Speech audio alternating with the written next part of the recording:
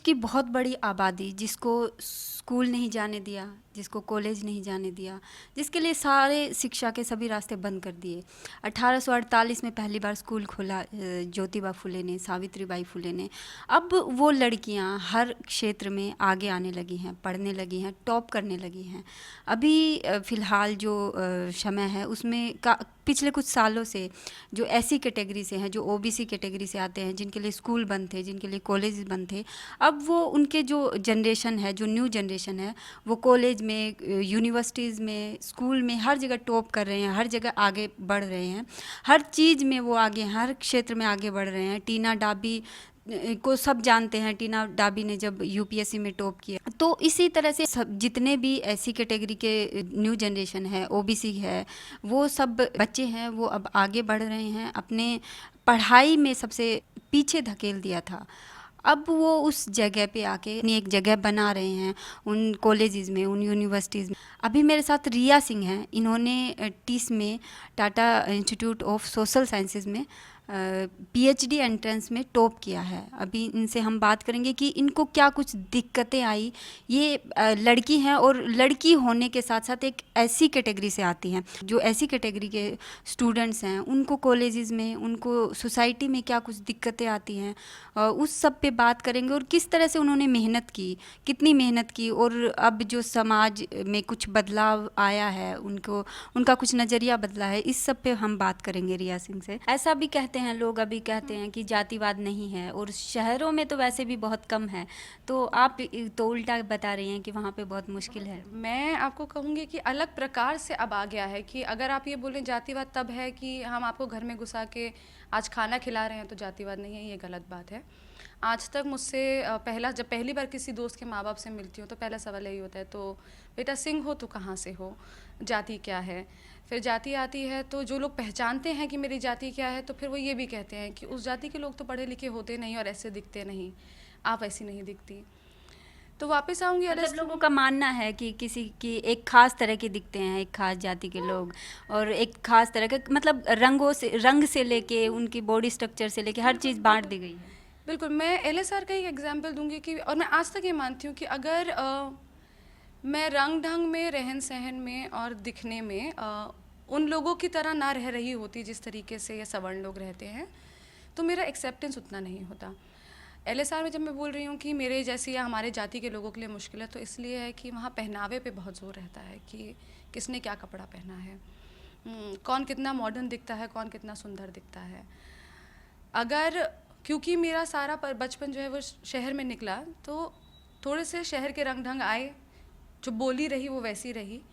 वहाँ जो लड़कियाँ जो मेरी दोस्त रहीं, जो दोस्त कहूँगी कि थोड़ा सपोर्ट स्ट्रक्चर के हिसाब से, जिन्हें मैंने पढ़ाई में मदद करी, या हम लोग दोस्त ही इस चक्कर में बने कि एक दूसरे को हम मदद कर रहे हैं, तो उन लोगों ने खुद ये शेयर किया कि सुबह उठ के कॉलेज जाना में कितना बड़ा कठिनाई तब होता था जब ये सोचना है कि आज पहन के क्या जाए।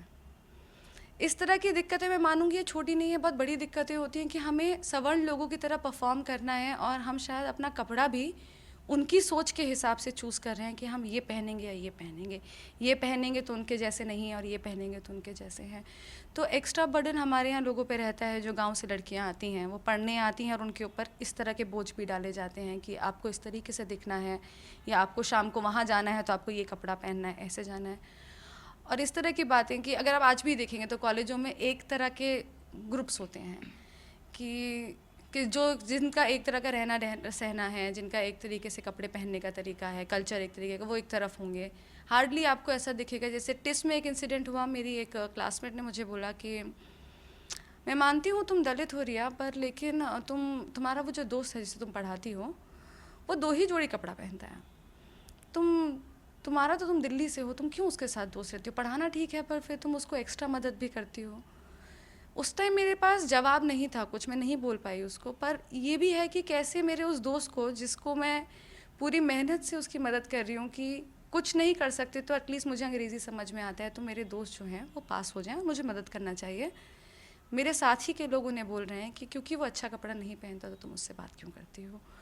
तो कास्टिज़म जो न्यूअर फॉर्म्स हैं, मैं इन फॉर्म्स को कास्टिज़म बिल्कुल मानती हूँ कि आप जजमेंटल हो जाएंगे किसी के अपीयरेंस पे, कपड़े से। जैसे बोलते हैं कि ट्राइबल लोगों का नाक मोटा होता है, या दलित लोग काला होता है कि तुम कैसे गोरी हो या वो कैसे गोरी है। गोरे इंसान तो दूसरी ही जाति के हैं, हमारी जाति के लोग गोरे नहीं हो सकते। तो इन चीज़ों पे कन्वर्सेशन कॉलेज में एवरी डे है। आप बोल देंगे कि ये कास्टिज्म है तो चुप हो जाते हैं, पर इंटरनली फिर किसी और ग्रुप के साथ बात करेंगे कि क्या पहना है। दिमाग में तो उनके रहता है। बिल्कुल है, एविडेंट है कि टिस से मेरे आज जो दोस्त हैं वो सब दलित बहुजन दोस्त हैं। LSR से मेरी एक ही दलित दोस्त है, बाकी जो हैं वो पेरिफेरी के होंगे, नॉर्थ ईस्टर्न दोस्त होंगे, पर मेरे मेनलैंड के सवर्ण दोस्त नहीं हैं किसी भी कॉलेज से। और दोस्ती नहीं हो पाई तो जायज़ है कि कुछ ना कुछ रीजंस रहे होंगे कि फॉर्म ऑफ कास्टिज्म रहा है, इसलिए आगे बातचीत नहीं हो पाई। और जो स्टूडेंट्स आते हैं जिनको पढ़ने में इस तरह की दिक्कतें आती है, रिजर्वेशन को लेके उन्हें परेशान किया जाता है कि आप रिजर्वेशन से आते हैं, तो उनके लिए आप किस तरह से, क्योंकि आप जैसे लोग जो आ रहे हैं, टीना डाबी है, आप हैं, अभी फ़िलहाल अभी रिज़ल्ट आया था IIT में टॉप किया है PhD एंट्रेंस में मीनाक्षी ने, तो इस तरह के जो स्टूडेंट्स आ रहे हैं, न्यू जनरेशन आ रही, वो एक तरह से मोटिवेशन है और स्टूडेंट्स के लिए, और जनरेशन जो अभी कॉलेज में है, तो उनको किस तरह से मेहनत करनी चाहिए, कितनी मेहनत करनी चाहिए, उनके लिए आप क्या कहेंगे? मुझे ये लगता है कि एक तो हमें अपने दिमाग में ये सोचना नहीं चाहिए कि हम यहाँ नहीं पहुँच सकते। मैं खुद की बोलूँ तो बहुत बार मैंने भी कुछ एम्स को लेके ये सोचा है कि ये मुझसे नहीं होगा। क्यों मेरे लिए टेस्ट वाला जो इंसिडेंट है जो मैंने इस बार मेरिट में निकाला है वो बड़ा है, क्योंकि मुझे खुद पे भरोसा नहीं था कि मैं कर सकती हूँ। मैंने बस मेहनत करी और मैंने जो पढ़ा वो मैंने पढ़ा। और ये भी बताना चाहूँगी कि मैंने अपने ही लोगों का लिखा हुआ काम पढ़ा है ज़्यादा। पहले की तैयारी में मैं पढ़ती आई सवर्ण ऑथर्स, नंबर भी कम आया, ठीक है। इस बार जो PhD का प्रपोजल बनाया, अपने ही लोगों पे बनाया, उनकी बात समझ भी आई जो वो लिखते हैं, और इसीलिए मेरा इंटरव्यू बढ़िया भी गया, क्योंकि मैं शायद PhD में आपको अपना प्रपोजल ही डिफेंड करना होता है, तो मैं डिफेंड कर पाई, वो अच्छा हुआ। और जब रिज़ल्ट आया तो थोड़ा बहुत लग ही रहा था कि होगा, अच्छा लगा। तो मुझे लगता है कि ये जो सोच है वो हमारे लोगों में से जाएगी नहीं, क्योंकि एक कांस्टेंट एफर्ट है हमें सबको ये महसूस कराने का कि रिजर्वेशन गलत है। हमारे खुद की जाति के बहुत लोग हैं जो रिजर्वेशन को गलत मानते हैं। तो मुझे लगता है ज़रूरी ये है कि हम पब्लिक लाइफ में जो हमारे ऐसे लोग मिले हैं, ऐसे लोग मिले हैं जो सोचते हैं कि रिजर्वेशन गलत है, जो ऐसी कैटेगरी से आते हैं बहुत, और उनसे बात करने पर ये मुझे मालूम पड़ा है कि जब मैंने उनसे पूछा कि क्यों लगता है, तो वो मुझे उन्होंने बोला कि क्योंकि हम काबिल हैं और हम पे ठप्पा लगा है कि हमारी काबिलियत से हमें नहीं पहचाना जा रहा, पर इस ठप्पे से पहचाना जा रहा है कि हम रिजर्वेशन के थ्रू यहाँ पहुँच पाए। तो मेरे जान पहचान के एक व्यक्ति हैं, वो साइंटिस्ट हैं और वो बहुत ही काबिल व्यक्ति हैं, और वो रिजर्वेशन के ख़िलाफ़ हैं। और उन्होंने, जब मेरी बात हुई तो उन्होंने यही बोला कि मुझे बाहर भेजा जाता है, मेरी काबिलियत प्रूवन है, पर आज भी मुझे क्या बोला जाता है कि तुम यहाँ इसलिए पहुँच गए क्योंकि रिजर्वेशन था, जबकि आज मैं कुछ भी करूँ। ऐसे लोग जो रिजर्वेशन के खिलाफ हैं, उन्होंने पढ़ा है बेसिक्स की, रिजर्वेशन का बेस क्या है, किस आधार पर रिजर्वेशन और क्यों है? यही तो दिक्कत है। तो मुझे यही लगता है कि हमें पब्लिक डिस्कोर्स में अभी ये लाना पड़ेगा, पब्लिक जब टॉक होता है या जिस तरीके से आप लोग कवर करते हैं इंटरव्यूज़ या हमारे अचीवमेंट्स, कि रिजर्वेशन क्यों ज़रूरी है और हमारे लोग कहाँ कहाँ पहुँच रहे हैं। कि जो नॉर्मल जनता है, जो सवर्ण लोग हैं, हर बच्चा बोल देगा कि उसका 30 नंबर पे हुआ, मेरा 80 नंबर पे नहीं हुआ। आपको पब्लिक डिस्कोर्स में अभी हम लोगों को ये मेहनत करके लाना है कि हमारे लोगों का 80 पे भी होता है, ऐसा नहीं है कि नहीं होता है। और ये बात कि मांगा हमने पूना पैक था, रिजर्वेशन हमें मिला है, रिजर्वेशन कोई भीख नहीं मिला है। लोगों का डिबेट स्टार्ट होगा, उनका हिस्ट्री जो स्टार्ट होगा वो रिजर्वेशन से स्टार्ट होगा, वो उसके पीछे नहीं जाएंगे कि गांधी ने क्या किया, जो आपके महात्मा रहे उन्होंने क्या क्या किया, कहाँ से फिर हम नेगोशिएशन पे आके कि एक बच्चों की तरह आप बैठ गए हैं हंगर स्ट्राइक पे और उसके डिमांड में नेगोशिएशन हो रहे हैं। इस सब से आज के बच्चों को, सवर्ण जनता को कोई लेना देना नहीं है। हिस्ट्री में इंक्वायर नहीं कर रहे हैं। हिस्ट्री में कुछ ही लोग हैं जो इस चीज़ को जान पा रहे हैं। हमने जाना, इसलिए शायद वो गिल्ट और शर्म नहीं है रिजर्वेशन लेने में या इस बात का प्रोपोगेशन करने में कि रिजर्वेशन अच्छा है, हम उसके प्रो होते हैं। हमारे लोग जो अगेंस्ट हैं उनमें मैं यही मानती हूँ कि यूजुअली जो मैंने देखा है वो साइंस फील्ड के लोग हैं जो इस तरह की बात करते हैं। और जो मेरे पर्सनल एक्सपीरियंस मेरा सोशल साइंसेस में, तब भी हमें मौका मिलता है एक बार इन चीज़ों पे, चाहे हमारी इच्छा हो या ना हो, हम कहीं ना कहीं से उसको रिफ्लेक्शन या थोड़ा पढ़ाई में आ जाता है। साइंस में मैं देखती हूँ जिस तरह की यूनिवर्सिटीज़ हैं, देयर हेल कास्टिस्ट हैं, और जिस तरह के वहाँ बच्चे आ रहे हैं, बहुत मुश्किल होता है हमारे बच्चों के लिए ये अपनाना कि हम रिजर्वेशन से हैं। मेरे बहुत कम दोस्त हैं जो आईआईटी में होंगे जो अपने कास्ट को लेके अपफ्रंट है। सोशल साइंसेज यूनिवर्सिटी में बहुत हैं जो नहीं इस बात से डरेंगे कि वो दलित हैं, पर आईआईटी में हैं मेरे कुछ दोस्त जो आज तक अपनी जाति के बारे में नहीं बताते हैं। तो कुछ इन इंस्टीट्यूशंस में दिक्कत है, किस तरीके से जो इमेज है रिजर्वेशन की, जो उसके बारे में बात है पॉपुलर कल्चर में, या आप देखें अब नीचे गली में उतर जाएं तो लोग मैक्सिमम लोग खिलाफ हैं, तो बहुत आसान होता है उन्हीं की तरफ हो जाना, अकेले हटना मुश्किल रहता है। तो उन लोगों को अपनी तरफ करना, उन्हें ये बताना कि आप ही के लिए है, ज़रूरी है और इसके खिलाफ मत होइए। हम लोगों को मेहनत करना होगा कि हम इंफॉर्मेशन स्प्रेड करें।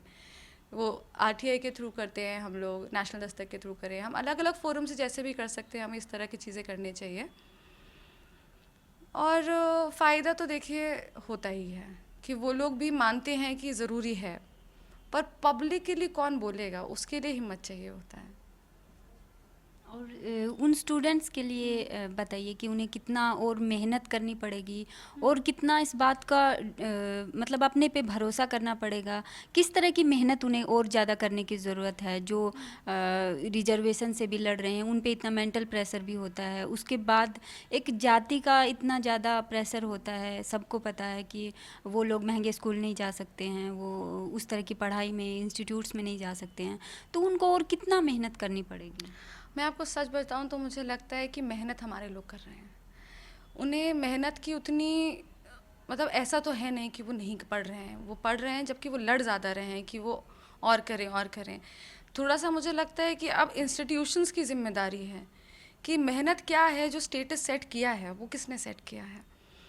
मेरे को नहीं लगता कि मेरे जो दोस्त आ रहे हैं ट्राइबल बेल्ट से, महाराष्ट्र के एकदम कोने पिछड़े बेल्ट से, वो आके पहली बार अंग्रेज़ी मीडियम में एग्ज़ाम लिख रहे हैं। तो टिस ने जो उनकी तरफ एक एफ़र्ट किया वो ये था कि उन्होंने मराठी मीडियम के होने के बावजूद उनके लिए रास्ता नहीं रोका। तो इंस्टीट्यूशन ने एक डोर ओपन किया कि आप आइए, और जब वो पास आउट हुए हैं तो वो अंग्रेज़ी में पेपर दे के पास आउट हुए हैं। तो मेहनत में मुझे नहीं लगता उनकी कोई कमी है। थोड़ा बहुत यही है कि आप रोज़ पढ़ेंगे, जो आपका लक्ष्य है, जिस सब्जेक्ट में आपको पढ़ना है, आप उसमें हल्का हल्का पढ़ते जाइए। आप रेगुलरली पढ़ रहे हैं, आपका पेपर निकलेगा। पर अगर कोई दूसरी साइड बैठा ही है आपको रोकने के लिए, तो हम और कितनी मेहनत करेंगे, हम कहाँ पहुँचेंगे, उसका तो कुछ कह नहीं सकते।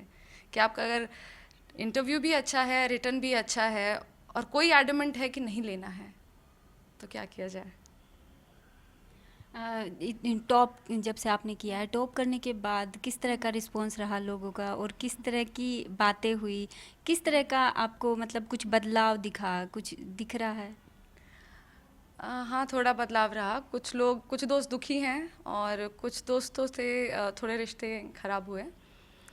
टॉप करने से दोस्तों में मतलब दोस्त दुखी हैं? एक्चुअली टॉप से उतना दिक्कत नहीं हुआ, शायद एक रिपोर्ट से उतना दिक्कत हो गया कि क्यों इतना बड़ा बात नहीं है। तो रिपोर्ट से किस तरह की एक रिपोर्ट? नेशनल दस्तक का एक रिटन रिपोर्ट था जिसमें उन लोगों ने एक रिपोर्ट, मतलब स्टोरी लिखी थी मेरे सब्जेक्ट पे कि मैंने टॉप किया है इस पे।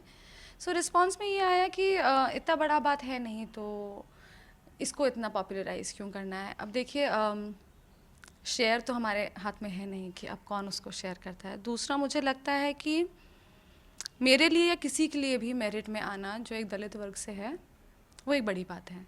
जहाँ हर एक व्यक्ति बैठा हो, आपको अंदर दाखिला देने से अगर आप मेरिट पे आ जाते हैं तो बड़ी बात है। और रही बात इंटरव्यूज़ या रिटन रिपोर्ट्स की, मैं इसको भी एक पॉलिटिकल मीडियम मानती हूँ, जिसमें बोल रही हूँ कि पब्लिक डिस्कोर्स में बात होना चाहिए कि लोग कैसे जानेंगे कि हमारे लोग कर क्या रहे हैं।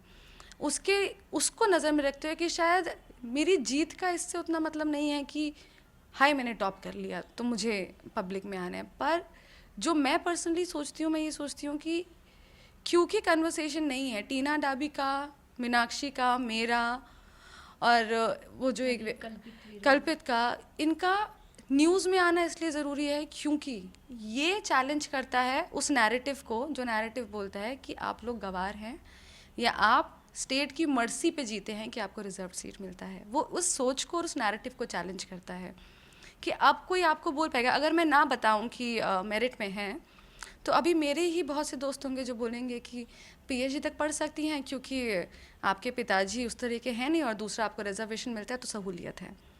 अभी वो नैरेटिव ब्लॉक्ड है कि रिजर्वेशन का इस चीज़ से कोई लेना देना नहीं है। तो पॉलिटिकली देखें तो ये बहुत ज़रूरी है कि इस तरह के न्यूज़ होने चाहिए। अदरवाइज़ मैं मानती हूँ कि दोस्त मेरे सारे दलित बहुजन ही हैं, तो सब लोग खुश ही हैं।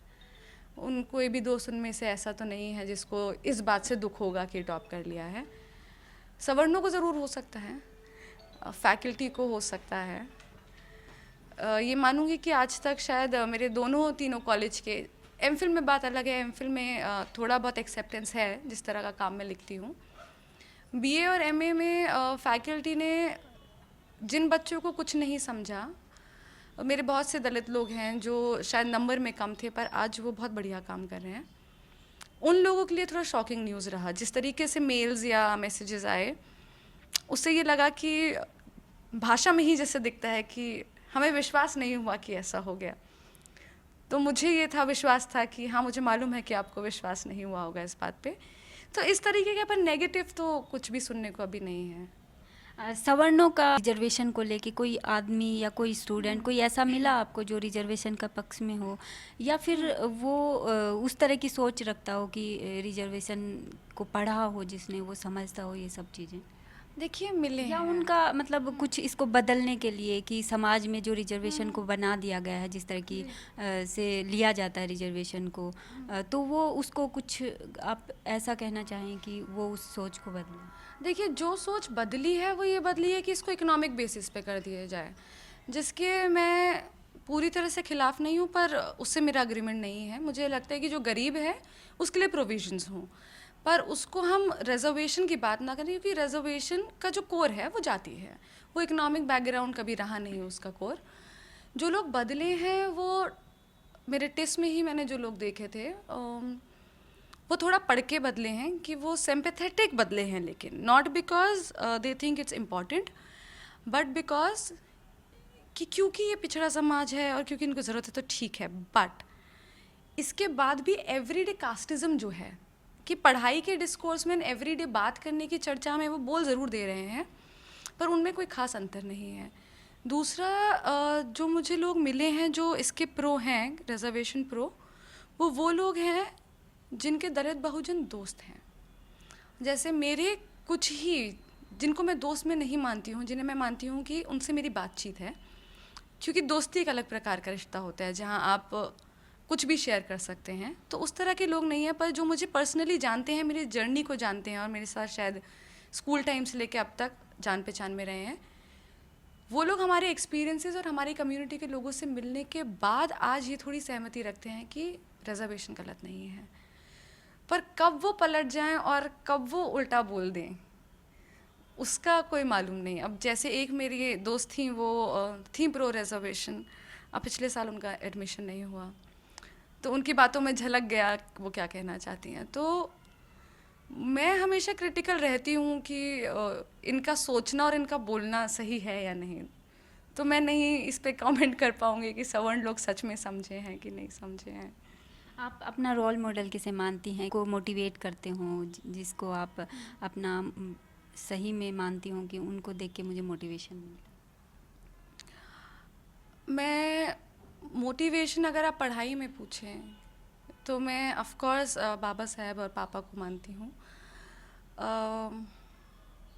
मैंने अपने पिताजी को हमेशा पढ़ते हुए देखा है, और जब छोटी थी तो शायद दिक्कत भी थी इस चीज़ से कि हर वक्त पढ़ाई पढ़ाई। बहुत वक्त लगा ये समझने में कि वो कहना क्या चाह रहे थे, पर आया समझ।